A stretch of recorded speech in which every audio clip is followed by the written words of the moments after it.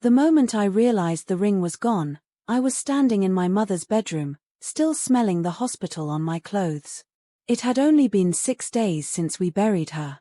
6 days since I'd watched them lower the woman who raised me alone into red Georgia clay while I clutched the only piece of her I thought no one could ever take, a narrow gold band set with a single oval sapphire, deep as midnight. My grandmother had worn it through the Depression. My mother had worn it through every hard year that followed. And on the day Mama took her last breath, she'd pressed it into my palm with fingers so thin they felt like bird bones and whispered, "Keep this close, baby. It's held our hearts together longer than any man ever did." I had worn it every single day since the funeral, even though it was a little loose on my ring finger. I'd twist it when the grief rose up and threatened to choke me, and somehow the cool metal against my skin reminded me I was still breathing. That afternoon I'd come back to Mama's house to sort through her clothes. The air was thick with cedar and the faint ghost of White Shoulder's perfume. I took the ring off for the first time, just to wash my hands in her little pink bathroom, and set it on the vanity the way I'd done 100 times when I was a girl. When I came back, the velvet tray where I'd left it was empty. At first I thought I'd knocked it into the sink. I got on my knees, searched the cabinet, the trash, even the toilet tank because panic makes you ridiculous. Nothing. Just the faint circle of dust where it had rested. I told myself someone had moved it for safekeeping. That's what families do, right? They look out for each other. That's what I told myself. My name is Cora. I'm 54 years old, a high school librarian by trade, a daughter who had just become an orphan, and, as it would turn out, the only person in the family who still believed blood made you honest. The house was full of people that week. My older brother Ray had flown in from Denver with his wife Vanessa, 35, beautiful in that sharp Instagram way, all cheekbones and ring-light skin. They were getting married in 6 weeks, a big, expensive wedding that Ray kept saying was mostly Vanessa's family paying, but I noticed how tight his smile got whenever money came up. Vanessa had been sweet at the funeral, hugging me too long, telling me how sorry she was, how she'd lost her own grandmother and knew the pain. She'd even asked to see Mama's jewelry box to help sort things for you, Cora, so you don't have to do it alone. I'd let her. I was tired. My eyes were swollen. I wanted to believe kindness still existed. So when I asked that afternoon, casual as I could, "Has anybody seen Mama's sapphire ring?" I left it on the vanity. I expected someone to produce it with an "oh honey, I put it somewhere safe." Instead there was a ripple of silence. Ray looked at Vanessa. Vanessa looked at her manicure. My cousin Denise, who'd come to help cook, suddenly became very interested in the green beans. Vanessa was the first to speak. "Oh, Cora, I borrowed it for the bridal shoot tomorrow. I meant to ask, but you were resting. It's so vintage, it's going to look perfect with the lace on my dress. I'll bring it right back after the photographer's done, promise." She said it like she was borrowing a cup of sugar. I felt the floor tilt under me. "Borrowed it," I repeated. My voice sounded far away. Vanessa gave me that bright, confident smile people use when they're certain they're in the right. "It's just for a few hours. Family shares, right?" Ray laughed nervously. "Cora, come on. It's not like she's taking it to Vegas." I stared at my brother, the man who used to carry me on his shoulders when I was 5, and realized I didn't recognize the person standing in front of me. I didn't scream. I didn't cry. I just said, very quietly, "That ring doesn't leave this house." Vanessa rolled her eyes, just a flicker, but I saw it. "We'll be careful. I already have the whole look planned." And then she did something that turned the room ice cold. She reached into her designer purse and pulled out a little velvet pouch, the exact shade Mama used to keep her good pieces in, and dangled it in front of me like a treat. "See? Safe and sound. I'll guard it with my life." I reached for it. She pulled it back, laughing like it was a game. "After the shoot, Cora. You'll get it back prettier than ever, I promise." Ray put a hand on my shoulder. "Sis, let her have this one thing. Mama would have wanted her to feel beautiful on her wedding day. I looked at my brother's hand on my shoulder and felt something inside me harden into a shape I didn't know I possessed. That night I couldn't sleep. I kept seeing Mama's fingers, thin and trembling, pressing that ring into my hand. Keep this close, baby. At 2 in the morning I got up, went to Mama's dresser, and opened the secret drawer she'd shown me when I was 12. Inside was the little leather folder from the jeweler, dated 3 months before she died. She'd had the ring appraised and insured for replacement value, $48,000. There was a second document, a handwritten note in Mama's shaky script. If anything happens to me, this ring belongs to Cora Louise. No one else. I took photos of everything with my phone. Then I opened my laptop and did something I'm not proud of, but grief and fury make their own rules. I logged into the family Apple ID we all still shared because nobody ever bothers to separate them, and I tracked Vanessa's phone. It was at the Marriott downtown. At 2:30 in the morning. The next morning I drove to the hotel before the bridal shoot. I sat in the lobby with a cup of coffee I didn't drink and waited. At 9:15 Vanessa swept in wearing yoga leggings and a cropped hoodie that probably cost more than my car payment, the velvet pouch swinging from her wrist like a trophy. She didn't see me. She was on the phone, laughing. Yeah, I listed it last night. Some collector in California already offered $25. I'm meeting the photographer at 11, then shipping it out this afternoon. Easy money for the honeymoon upgrade. I felt the world go quiet, like someone had turned the volume all the way down. She was selling my mother's ring on the very week we put her in the ground. I stood up. My legs didn't shake. My voice didn't shake. I walked straight to her and said, loud enough for the concierge to hear, Vanessa, I need Mama's ring back. Right now. She startled, phone still at her ear. Cora, what are you? Give it to me. Her eyes flicked to the pouch, then to me, calculating.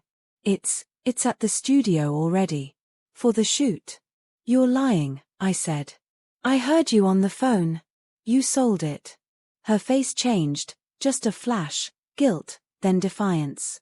It's just a ring, Cora. You have so many memories of her. I needed. Give me the pouch. People were staring now. She tried to step around me. I didn't move. Security was watching. I raised my voice exactly enough. That's stolen property. Call the police if you want, but I'm not leaving without it. She saw I wasn't bluffing. Something shifted behind her eyes, fear maybe, or just annoyance that her plan had hit a snag. She thrust the pouch at me like it burned her fingers. Here. God, you're dramatic. I opened it. The ring was inside, thank the Lord, but the stone had been switched. A cheaper sapphire, smaller, duller. The original was gone. I looked up at her and smiled the coldest smile I've ever felt on my face. Thank you, sweetheart, I said. You just made everything so much easier. She didn't understand yet. But she would. Before all of this, I thought I knew exactly how the rest of my life would feel. Quiet mornings in the little blue house Mama left me, the one with the creaky porch swing and the hydrangeas she babied every spring. I'd wake up to the smell of coffee brewing itself on a timer, open the library at 8:30, come home at 4, grade papers on the couch with the television on low, and call Mama every single night at 7 sharp. That was the rhythm. That was the song we'd been singing together for 54 years. People think being a librarian is dull. It's not. Children still run to me when they see me in the grocery store, whispering that Mrs. Cora helped them find the dragon book with the purple cover. I have a drawer full of crayon drawings that say thank you for making books feel like magic. That drawer was my proudest possession, right after Mama's ring. Ray was the only family I had left who shared blood. 10 years older, he'd left for college when I was still in pigtails, then built a tech career in Colorado that paid him more money than either of us knew what to do with. We weren't close the way some siblings are, but we were gentle with each other. He'd fly in for Christmas, bring expensive wine I'd secretly pour into cooking, and we'd sit on Mama's couch laughing about the time he tried to teach me to drive and I nearly took out the mailbox. Mama would watch us with that soft smile that meant everything in her world was right again. Then Vanessa happened. Ray met her at a conference in Vegas 2 years ago. She was a brand strategist, which I later learned mostly meant taking pretty pictures of brunch and calling it marketing. When he brought her home the first time, she walked into Mama's house in 6-inch heels, took one look at the faded floral couch, and said, "This is so retro chic." Mama raised an eyebrow but said nothing. I laughed, because I thought she was joking. She wasn't. After they got engaged, the visits got longer. Vanessa would flit around the house touching things, lifting Mama's porcelain birds, opening drawers just to see, asking how much the land was worth now that the highway was coming closer. Mama used to watch her the way you watch a cat circling a cage of canaries. "She's shiny," Mama told me one night while we washed dishes side by side, "but shiny don't mean solid, baby." I defended Vanessa. I said Ray was happy. I said love makes people act different. I said Mama was just tired from the chemo. I was wrong about every single one of those things. The cancer came fast. 1 week Mama was planting her 4 pansies, the next she was in the oncology ward with tubes in her arms and that tired smile still trying to hold on. Ray flew in, Vanessa in tow.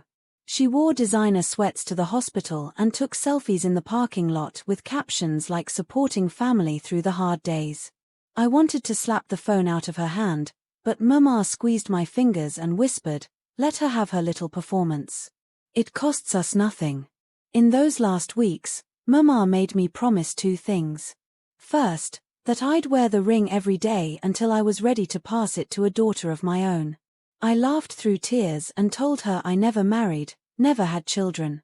She said, "Then wear it till you find someone worthy of your heart, blood or not." Second, that I'd keep the peace with Ray's wedding. She knew it was going to be extravagant. She knew Vanessa had already sent save-the-dates that looked like museum invitations. Mama didn't care about the money, but she cared about her son's happiness, and she cared about me not being alone after she was gone. So I smiled. I helped address envelopes. I let Vanessa borrow my good pearls for her engagement photos. I told myself it was what grown women do. We swallow the sharp things so the people we love don't have to taste them. The night Mama died, Ray and Vanessa were at the hospital. Vanessa stepped out to take a call from the florist, something about peonies being out of season, and Ray held one of Mama's hands while I held the other. When the heart monitor went flat, Ray sobbed like a child.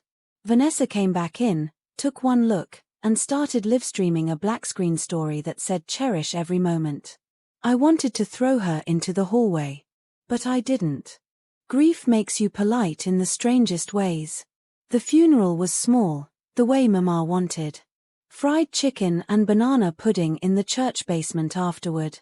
People kept hugging me and saying, "She's with Jesus now," and I nodded because what else can you do? Vanessa wore a black dress tight enough to make the pastor blush and kept dabbing dry eyes for the camera on her phone. That night, back at Mama's house, we opened the will with the family lawyer. It was simple. The house and savings to me, a few keepsakes to Ray, the ring specifically to me with that handwritten note. Ray hugged me and said, "Mama always did love you best." Vanessa's smile froze for just a second, then she kissed his cheek and said, "That's fair. Cora took care of her." I should have heard the bitterness underneath it. I didn't. The next days blurred. People brought casseroles. I couldn't eat. I slept in Mama's bed because my own felt too empty. Ray and Vanessa stayed in the guest room, saying they didn't want me to be alone. Vanessa kept offering to help organize things, which mostly meant boxing up Mama's clothes for donation before I was ready. I found her one afternoon trying on Mama's Sunday hats in the mirror, taking selfies. I started locking doors. But I never thought to lock the jewelry box. You don't suspect family of stealing from a dead woman's fingers, even if they're only stealing from her memory. The morning of the bridal shoot, the house was chaos. Vanessa's photographer and makeup artist had taken over the living room. Lights everywhere, reflectors, someone burning sage because the energy felt heavy. I stood in the hallway clutching a cup of tea that had gone cold and watched Vanessa hold my mother's ring up to the light, watching the way the sapphire caught fire. "It's perfect," she cooed. "So boho luxe." I felt something inside me go very still. That was the last time I saw the real stone. Because by the time I confronted her in the hotel lobby the next day, she'd already switched it with a cheap imitation and listed the original on a high-end jewelry resale site for $35,000 or best offer. The listing title? Estate Sapphire, Exquisite Provenance, no questions asked. No questions asked. That was the part that finally broke something open in me. I drove home from the hotel with the fake ring in my pocket and the velvet pouch clenched in my fist. The Georgia sun was brutal, beating down on the windshield like it wanted to punish me for still breathing. I pulled over on a red dirt road under a pecan tree and cried the way I hadn't allowed myself to cry at the funeral. Ugly, shaking sobs that hurt my ribs. I cried for Mama. I cried for the little girl who used to fall asleep on that ring while Mama read me bedtime stories. I cried for the trust I'd given away like spare change. When the tears stopped, I wiped my face, looked at the fake sapphire glinting dully in the sunlight, and made a promise out loud to the empty car. She doesn't get to keep this. Not one piece of it. I didn't know yet how I would do it. I only knew I wasn't the same soft woman who'd let people walk gently over her feelings for 54 years. Grief had hollowed me out. And something fiercer had moved in to fill the space. The week after I took the fake ring back from Vanessa, the house felt like it was holding its breath.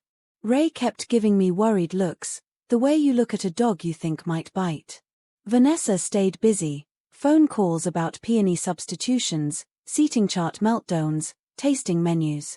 She acted like nothing had happened. When we passed in the hallway she'd flash that bright smile and say, "Morning, Cora," as if she hadn't tried to sell my mother's soul for honeymoon spending money. I smiled back. Thin. Polite. Dead behind the eyes. I started watching her the way you watch a pot you know is going to boil over if you turn your back. Little things began to surface. She'd disappear for hours saying she was at the venue, but the venue would call the house looking for her. She'd come home with shopping bags from boutiques that didn't open until noon when she'd left at 7 a.m. Once I found a printed shipping label in the kitchen trash, FedEx, overnight, to a P.O. box in Atlanta. The sender name was V. Dalton, which wasn't her legal name yet, but clearly the one she was practicing. I took a picture of it with my phone. I told myself I was being paranoid. Grief does that, it makes you see enemies in every shadow. But then I opened my laptop one night, logged into the resale site I'd seen her browsing, and there it was, still active, marked sale pending. My mother's ring.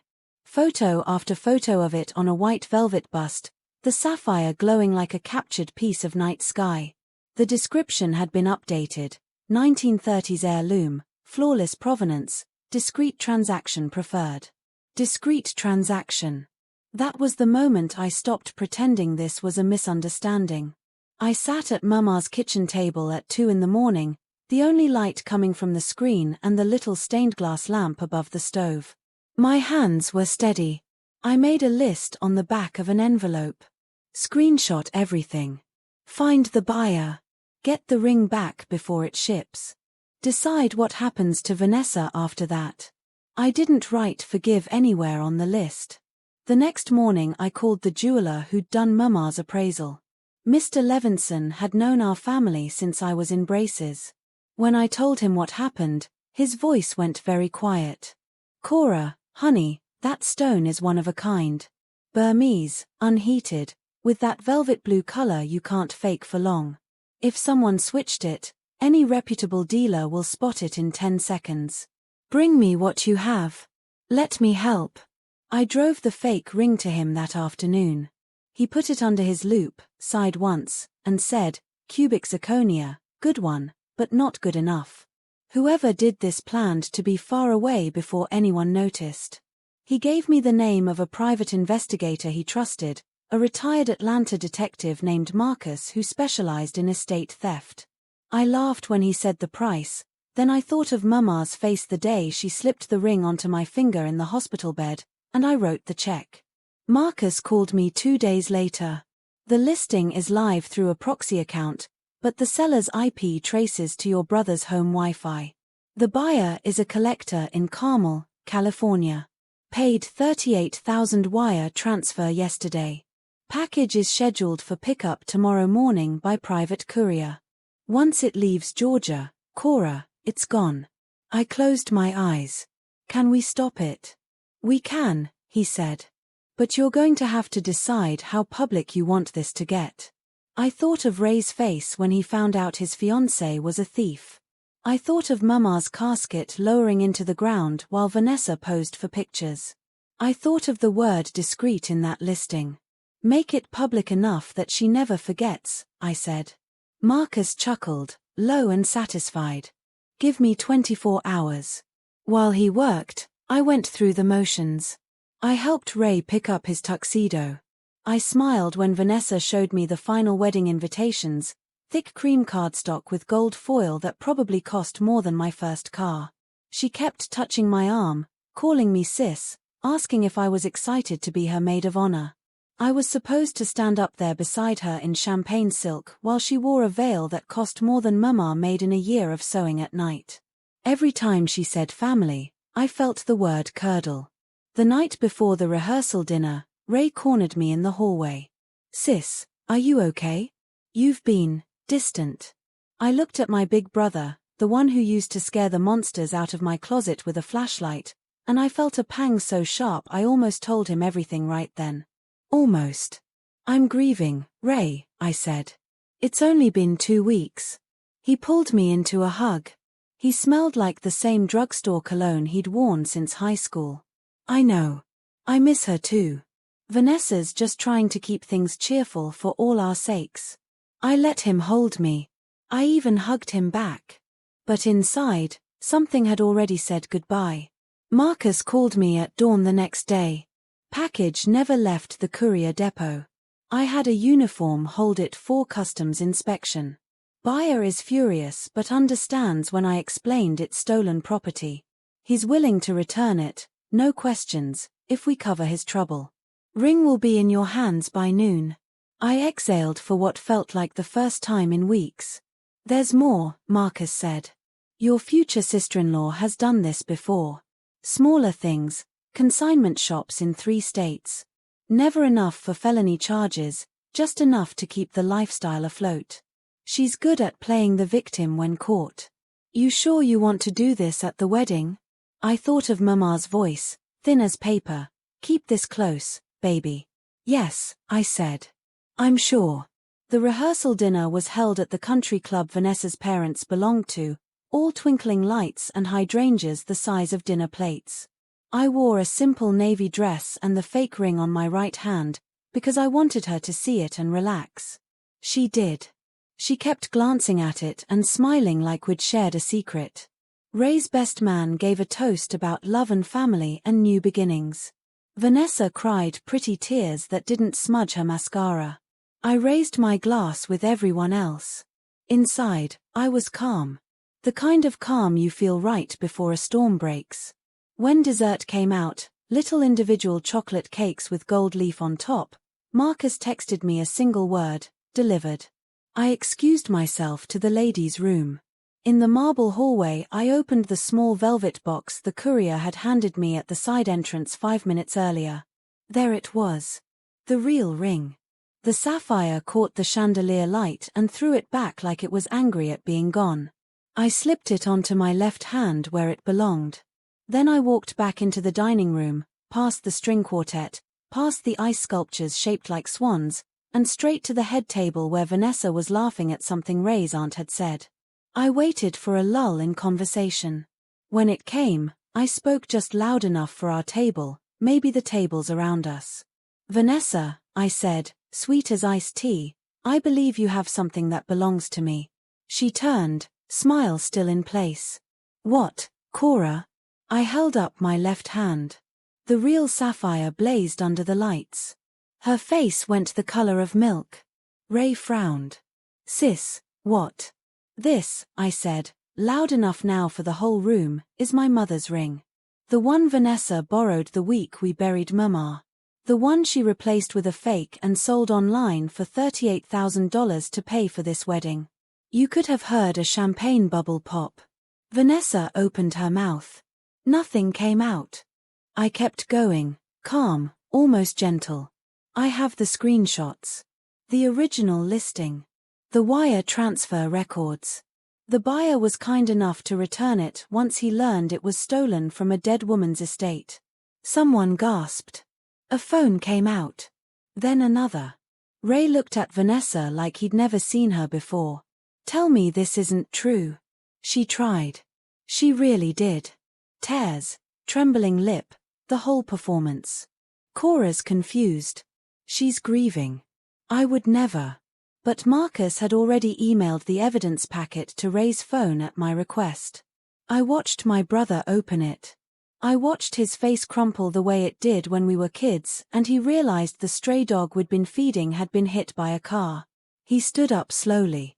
Vanessa, he said, voice shaking, did you steal from my mother's grave? The room went dead silent.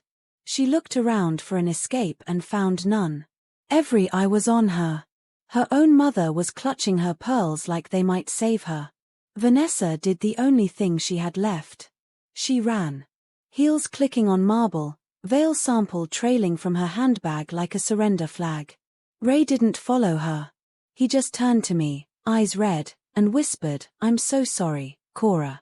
I slipped the ring off, pressed it into his palm, and closed his fingers over it. It's not yours to be sorry for, I told him. It's hers. Then I walked out past the swans and the gold leaf and the hydrangeas, got in my car, and drove home to Mama's quiet house where nothing fake had ever been allowed to stay. The night of the rehearsal dinner, the sky finally broke open with the kind of summer storm we used to run outside and dance in when we were kids. Rain hammered the tin roof of Mama's house like it was trying to wash the whole ugly day away. I sat on the porch swing with the ring back on my finger, lightning flashing across the fields, and for the first time since Mama took her last breath, I didn't feel hollow. I felt awake. Ray came home around 2 in the morning.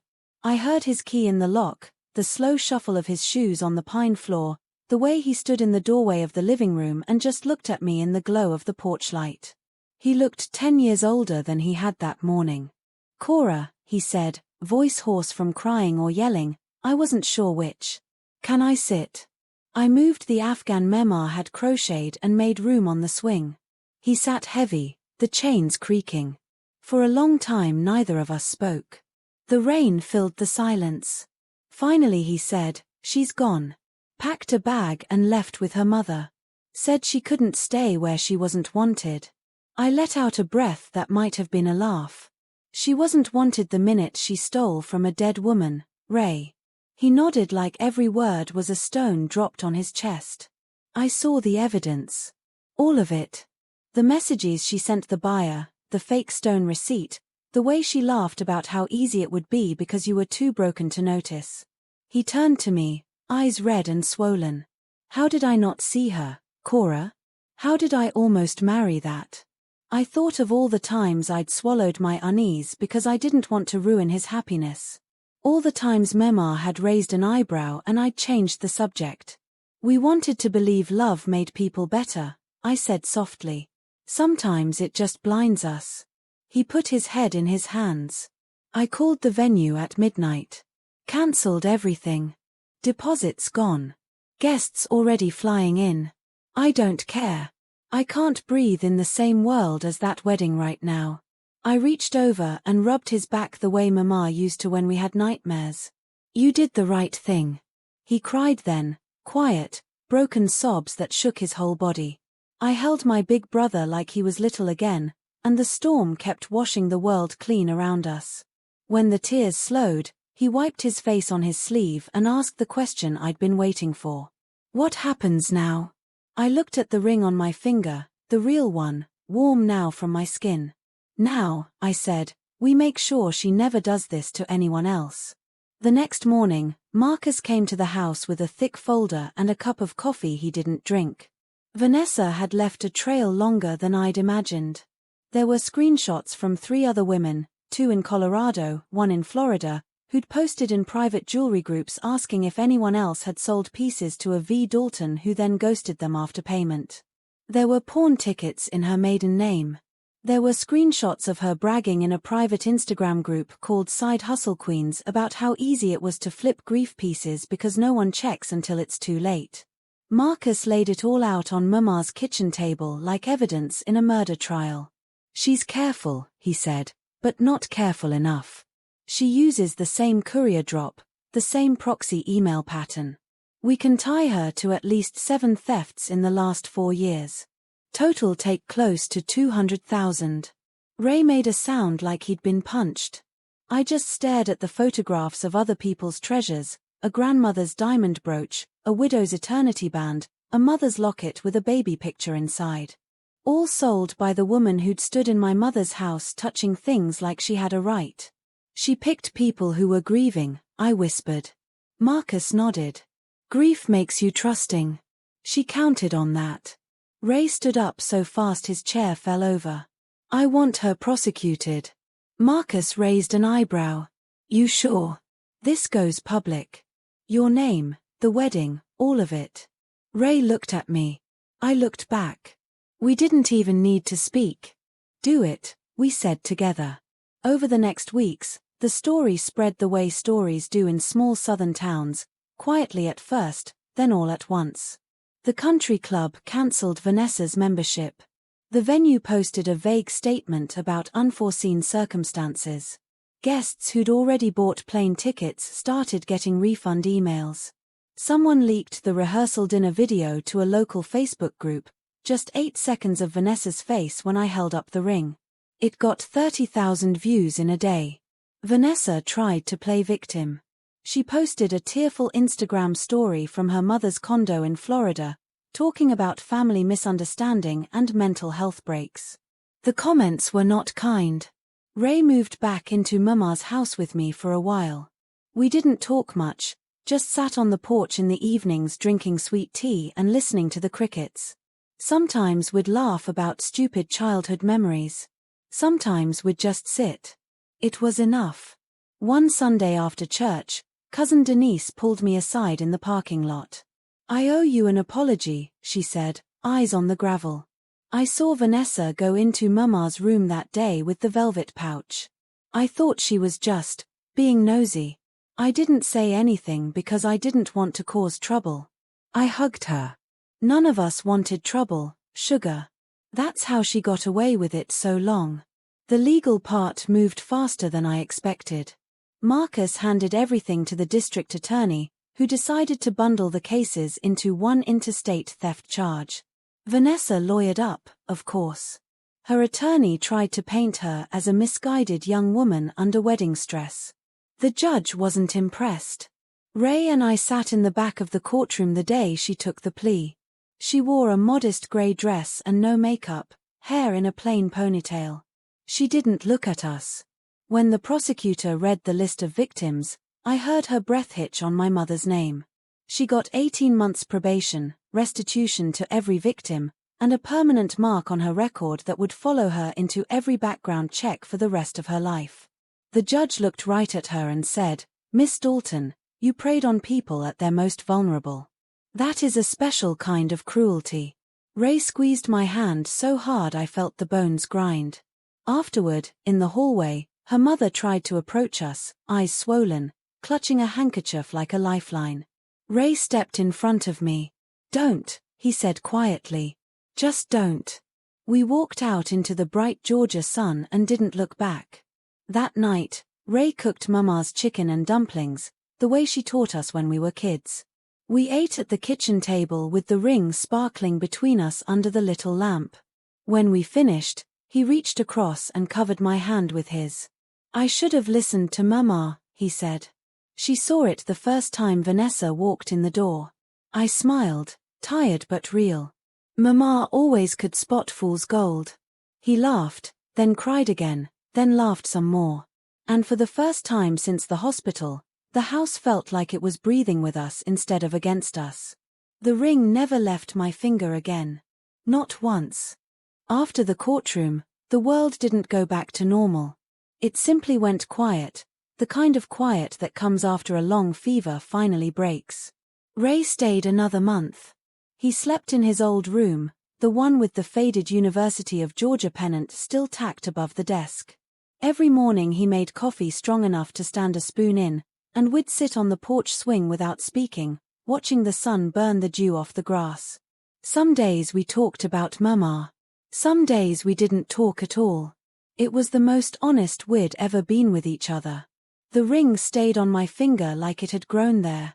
I caught Ray staring at it sometimes, eyes soft with guilt. One evening he finally said it out loud. I keep thinking if I'd paid more attention, if I'd asked one more question. I cut him off gently. Ray, she fooled people who do this for a living. You loved her. Love doesn't come with a magnifying glass. He nodded, but I could tell the guilt still sat on him like a heavy coat. I wasn't carrying the same coat. I was carrying something else, a calm, cold certainty that Vanessa's punishment in a courtroom wasn't enough. Not for me. Not for the other women whose stories Marcus had printed out and left in a neat stack on Mama's table. There was a widow in Denver who'd lost her husband's wedding band. A daughter in Florida whose mother's engagement ring had paid for Vanessa's Botox. 7 women in all, 7 holes torn in 7 hearts. Legal justice had spoken. I wanted something that would follow her longer than probation. So I did the only thing I know how to do really well. I became a librarian about it. I started with the wedding itself. Most of the guests had already cancelled, but a few hundred were still planning to fly in out of loyalty to Ray or plain curiosity. I sat down one Saturday with a yellow legal pad and wrote every single one of them a letter, handwritten, because that still means something in the South. I didn't rant. I didn't name-call. I simply told the truth. I enclosed a photograph of Mama's ring on my hand the day she died, and a screenshot of Vanessa's listing titled Estate Sapphire, no questions asked. I wrote, "This ring was removed from my mother's jewelry box 6 days after we buried her. The woman my brother almost married sold it while we were still receiving casserole dishes. If you choose to attend what remains of this celebration, please know what your presence would celebrate." I signed it, Cora Louise Hammond, daughter of Evelyn Hammond, keeper of the ring. Ray read the first draft and went pale. "Cora, this will humiliate her." "She humiliated Mama," I said. "She humiliated every woman on that list. I'm simply making sure the story has 2 sides now." He didn't argue anymore. We mailed 214 letters. By the end of the week, Ray's phone stopped ringing with RSVPs and started ringing with apologies. One by one, people withdrew. Some sent flowers. Some sent long voicemails telling Ray they loved him but couldn't celebrate a lie.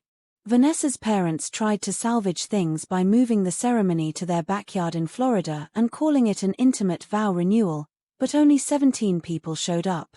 Someone sent me a grainy video, Vanessa in a $10,000 dress standing alone under a floral arch while her mother frantically waved late-arriving cousins toward folding chairs. I watched it once, then deleted it. It didn't feel like victory. It felt like watching a house of cards finally admit it was never a house. But I wasn't finished. Marcus had given me the contact information for the other 6 victims. I called them, one by one, and asked a single question. "Would you like your story told too?" Every single one said yes. So I started a private Facebook group called the Sapphire Sisters. Just us 7 women at first. We posted our evidence, our timelines, our tears. We laughed sometimes, bitter, sharp laughs, at how similar Vanessa's lines had been.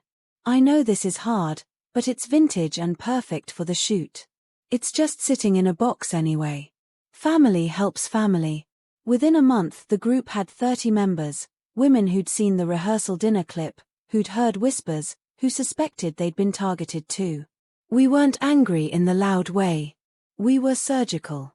We compiled everything into a single, airtight document and sent copies to every venue Vanessa had ever booked, every influencer brand that had sent her free dresses, every bridal magazine that had featured her real wedding mood boards. We didn't ask for boycotts. We simply asked them to know who they were dressing, feeding, and celebrating. The invitations dried up. The sponsorships disappeared. Her Instagram following, once closing in on 100,000, plateaued, then slowly bled away as people quietly unfollowed the girl who stole from the grieving. One night Ray found me at the kitchen table at 3 a.m., surrounded by printouts and highlighters. He poured himself a glass of milk and sat across from me. "You're building a monument," he said softly. "No," I answered. "I'm tearing one down. There's a difference."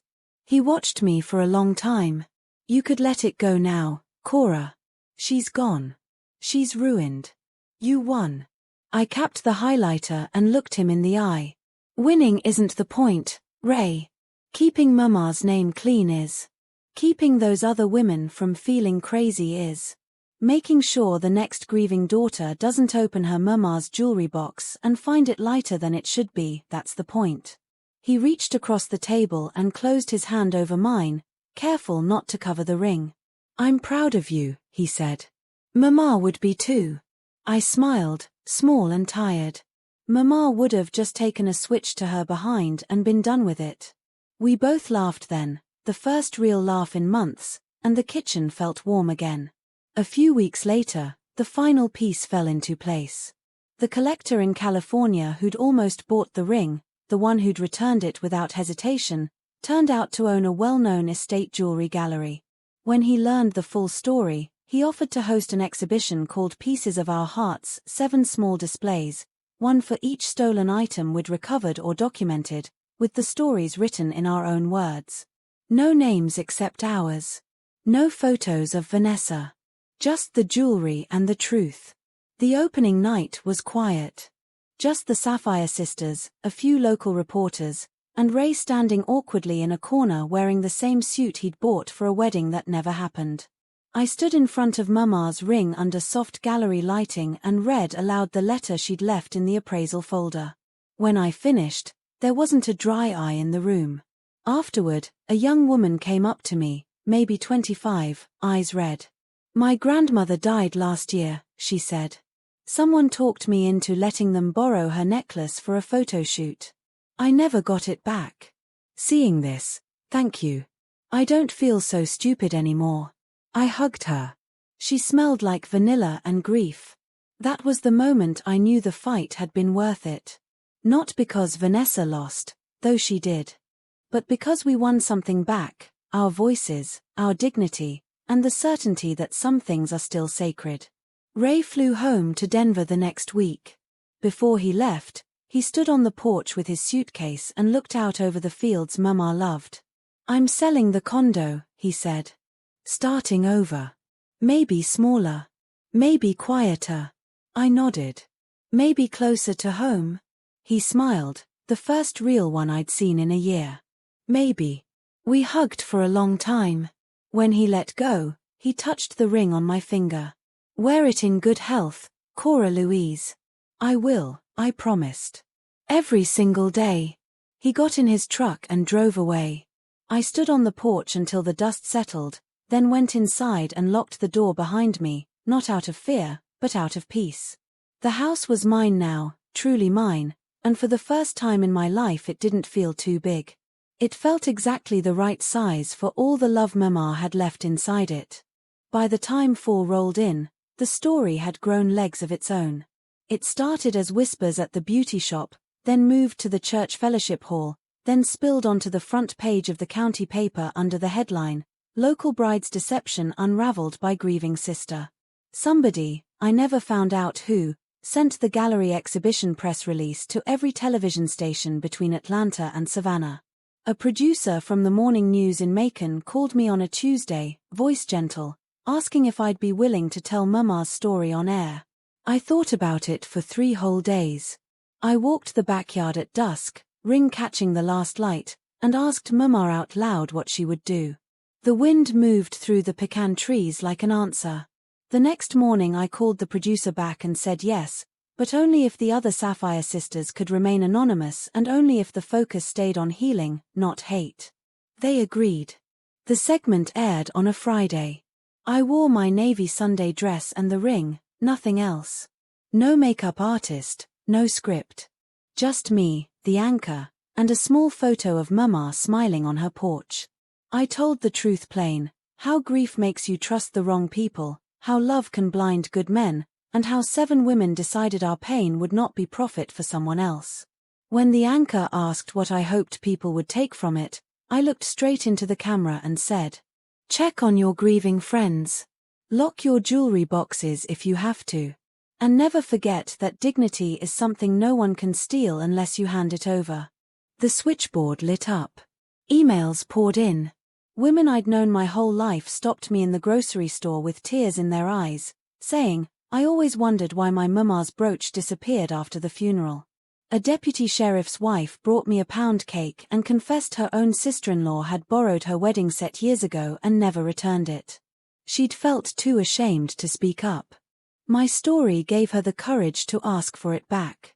She got it the next week. Vanessa's name became poison. Her mother closed the blinds on their big house on the hill and stopped coming to garden club meetings. The few sponsorships Vanessa still had dried up overnight.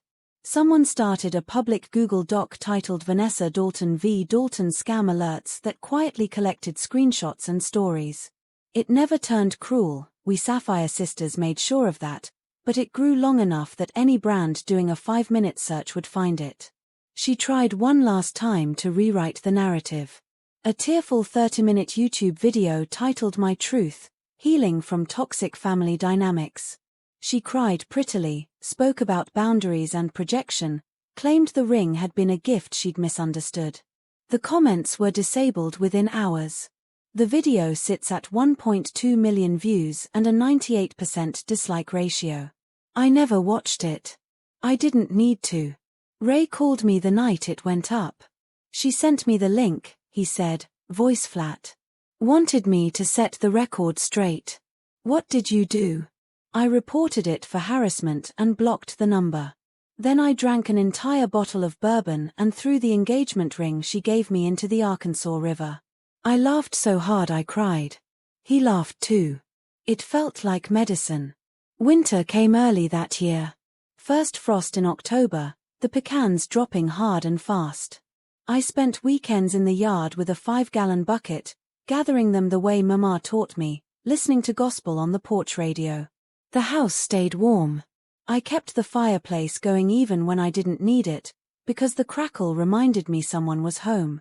The library children made me a giant card that said Mrs. Cora is our hero in glitter glue. I hung it above my desk and cried in the staff bathroom for 10 minutes. One Sunday in November, the pastor asked me to light the Advent candle for hope. I walked down the aisle in my red coat with the ring shining under the sanctuary lights, and when I touched the match to the wick, the whole congregation stood and applauded. Not for me, really, for the fact that goodness sometimes wins quiet, slow, stubborn victories. After church, old Mrs. Carter pressed a small velvet box into my hand. My Herbert's pinky ring, she said. He wore it 62 years. My daughter-in-law's been asking to borrow it for her boy's graduation. After hearing your story, I decided it stays with me till I'm ready to hand it to my granddaughter myself. I hugged her so hard her hat went crooked. That was the moment I understood the consequence wasn't Vanessa's ruined Instagram or her empty venue. It was every locked jewelry box, every questioned can I borrow this, every grieving daughter who felt a little less alone. Vanessa's public fall was complete when the county clerk posted the final restitution order on the courthouse steps. Standard procedure, nothing dramatic. But someone snapped a photo and it ended up on the local Facebook page with the caption Karma wears sapphire. Within a week it had been shared so many times the moderator had to take it down for privacy reasons. By then it didn't matter. The story had done its work. Ray came home for Christmas. He looked thinner, quieter, but his eyes were clear. We sat up late wrapping presents for the church angel tree and eating Mama's frozen pecan pies I'd found in the deep freeze. He told me he'd started seeing a therapist. That he'd gone to 3 Al-Anon meetings even though alcohol wasn't his problem, because I needed to understand how I let someone control the narrative of my life. I told him I'd joined an online grief group and finally cried about Mama without feeling guilty. We toasted with eggnog in the good glasses, the ones Mama saved for company, and promised each other we'd never again ignore the little warnings just to keep the peace. Before he went to bed, Ray took my hand and studied the ring. "You ever think about taking it off?" he asked. I shook my head. "Not until I'm ready to pass it on to someone who'll love it the way Mama wanted. And I'm not there yet." He kissed my forehead like he used to when I skinned my knees. "Take all the time you need, Cora Louise." That night I fell asleep with the ring on and dreamed of Mama standing in the garden, younger than I'd ever seen her, waving at me to come plant pansies. When I woke up, the dream stayed with me like warmth from a fire that hasn't quite gone out. The town moved on. Scandals always do. But something had changed in the air, a kind of gentle vigilance. People checked on widows. They asked twice before lending family pieces. They told the truth a little sooner when something felt off. And every time I walked into the Piggly Wiggly or the library or the First Baptist Fellowship Hall, someone would touch my arm and say, "How's that pretty ring today, Miss Cora?"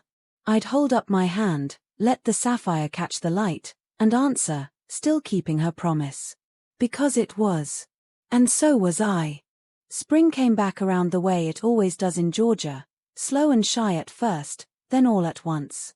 One morning you wake up to the smell of wisteria thick enough to taste, and you know winter has finally let go.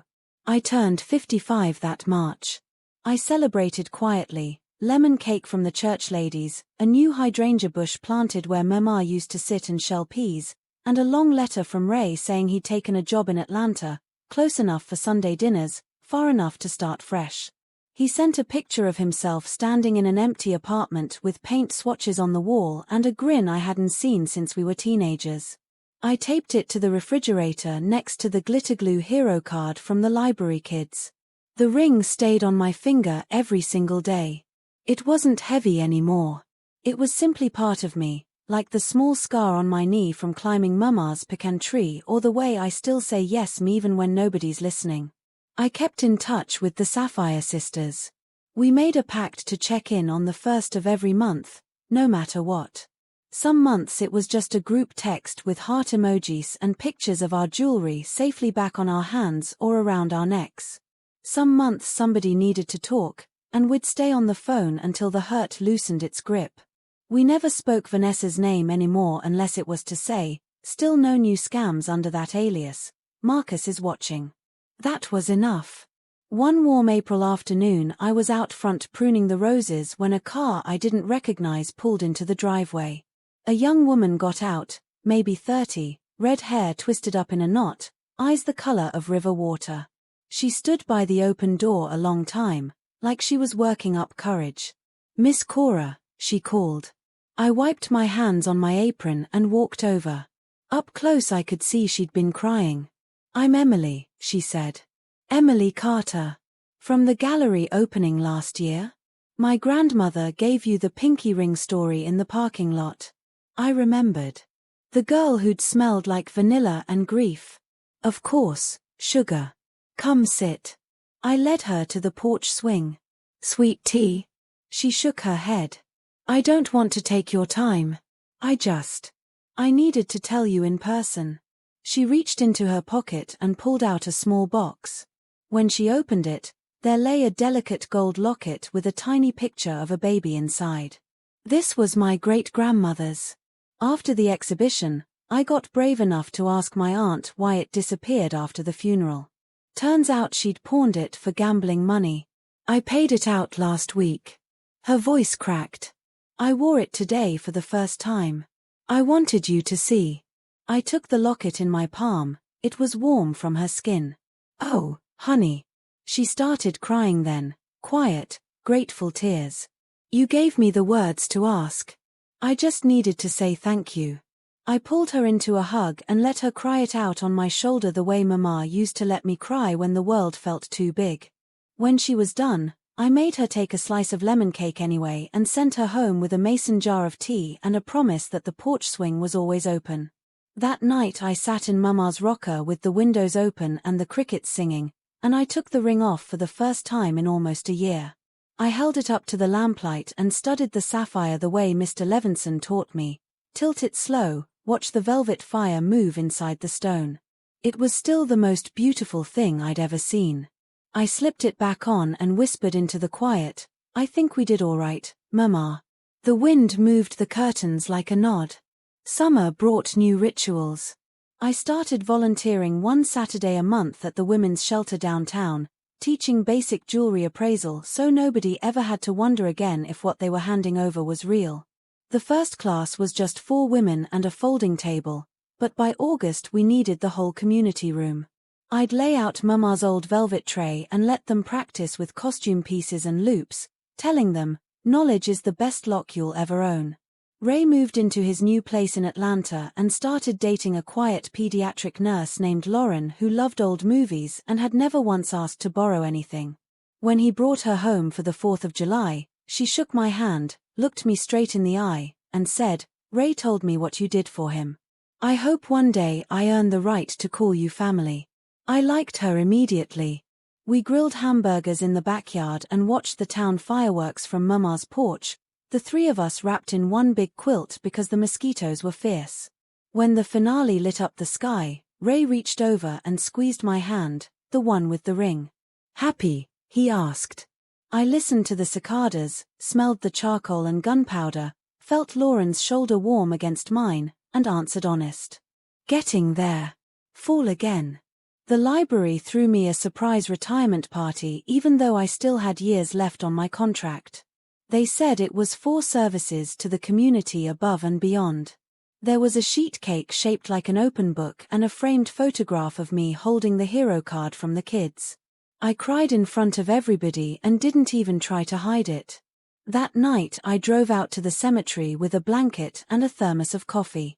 I spread the blanket on the grass in front of Mama's headstone and talked to her until the stars came out. I told her about the shelter classes. About Ray's new laugh. About Emily's locket and Mrs. Carter's pinky ring and all the women who'd started locking their drawers without shame. I told her the ring had done its job, it had kept me close when I needed anchoring, and it had pushed me forward when I needed to fight. Then I did something I'd been carrying in my heart for months. I slipped the ring off, kissed the sapphire once, and laid it gently on the grass in front of her name. "I'm ready to let someone else carry you now, Mama. You raised me to know when to hold on and when to let go. I'm letting go so I can hold other things." I didn't cry. I smiled until my cheeks hurt. The next morning I woke up strangely light, like I'd taken off a beautiful coat I'd worn so long I forgot I had shoulders underneath. I still wear a ring, just a simple gold band I bought myself at the flea market, but the finger feels different now. Free. Ray married Lauren the following spring in Mama's backyard with 20 people and grocery store flowers. I walked him down the aisle because that's what felt right. Lauren wore her grandmother's pearl earrings and nothing borrowed from anyone else. When the minister asked who gave this man, I answered loud and clear, his sister and his mother's memory do. There wasn't a dry eye under the pecan trees. After the vows, Ray pulled me into the hugest bear hug and whispered, "You look lighter, Cora Louise." "I am," I told him. And I was. The Sapphire Sisters still meet once a year. We rent a big house on Tybee Island, cook too much food, and sit on the porch telling the same stories until we laugh so hard our sides ache. We toast with sweet tea and watch the ocean, and every single one of us wears whatever piece we fought to keep. Nobody ever says the name of the woman who tried to take them. We don't need to. The jewelry does the talking. Sometimes healing looks like a loud victory. Sometimes it just looks like a quiet morning on a porch swing with coffee going cold while you realize the hurt doesn't own the space anymore. That's what it looked like for me. I still work at the library part-time because those children need their dragon books. I still plant Mama's pansies every fall. I still lock my doors, but now it's habit, not fear. And every evening when the sun sets behind the pecan trees, I sit in the same spot Mama used to, rock a little, and feel the breeze move across my empty ring finger like a gentle hand saying, "Well done, baby. Well done." If you're still here with me after all this time, Thank you. Thank you for sitting with me on this porch, for walking through the rain and the rage and the slow, sweet coming back to life with me. I know these stories aren't easy. They ask us to look at the places where love went wrong, where trust got broken, where grief made us foolish for a minute. But they also ask us to look at what happens when we decide we're worth fighting for, even when nobody else is in the room cheering us on. I've had so many of you write me after my other stories, some of you with tears on your cheeks, some of you angry, some of you just needing to know you're not the only one who's been hurt this way. And every single time I read your letters, I think the same thing Mama used to say when somebody brought her a problem too big to carry alone. Baby, you don't have to fix it all tonight. You just have to take the next right step. That's what this story was for me. One step, then another, until I was standing in a garden again instead of a graveyard. Some of you have asked me, Miss Cora, was it worth it? All the pain you stirred up, all the bridges you burned, was it worth getting that ring back? And I always answer the same. The ring was never the point. The point was remembering that nobody, no matter how pretty they smile, no matter how much they cry on cue, no matter how loudly they say family, gets to reach into your grief and take what's sacred just because they want something shinier for themselves. The point was learning that quiet women can be fierce when the thing they love is threatened. The point was watching my brother choose truth over comfort and find his way back to the man Mama raised. The point was every locked jewelry box, every "can I borrow this?" that finally got asked twice, every daughter who felt a little less crazy because somebody said out loud, "Yes, that happened to me too." So yes, sugar. It was worth it. And if you're sitting there right now with an empty place on your finger or in your heart where something precious used to be, if somebody took advantage of you when you were too broken to fight, if you're wondering whether speaking up will cost more than staying silent, listen to an old librarian who's learned a thing or two about overdue justice. You are allowed to protect what was entrusted to you. You are allowed to say, no more. You are allowed to take the next right step, even if your knees are shaking. And you do not have to do it loud. Sometimes the strongest thing a woman can do is stay calm, gather her evidence, and let the truth do the screaming for her. I still don't know what I'll do with Mama's ring one day. Maybe I'll have it made into something new for Ray and Lauren's first daughter, if they're blessed that way. Maybe I'll bury it with Mama when my own time comes, so she'll have her fire back. Or maybe I'll pass it to one of the Sapphire Sisters who never got her piece returned. All I know is it will go to someone who understands what it means to carry a legacy instead of a trophy. Until then, it rests in the little velvet pouch on my dresser, waiting patient as sunrise. And me. I'm good. Better than good. I laugh louder now. I dance in the kitchen when nobody's watching. I say yes to coffee with new friends and no to anything that makes my stomach not the way Vanessa's smile used to. I fall asleep without checking the locks 3 times. I wake up grateful. That's what healing feels like, ordinary, stubborn joy. So I'm going to ask you the question I always ask at the end of these long nights together. If this had been your Mama's ring, if this had been your grief she tried to sell, if this had been your brother's heart she broke, would you have done what I did? Would you have stayed quiet to keep the peace? Or would you have chosen truth, even when it cost you every pretty lie you'd been telling yourself? There's no wrong answer, darling. There's only the answer that lets you sleep at night with your own soul still intact. Whatever you choose it knowing you're stronger than you think. And you are never, ever as alone as the darkness wants you to believe. If you're carrying something heavy tonight, leave it here on this porch with me.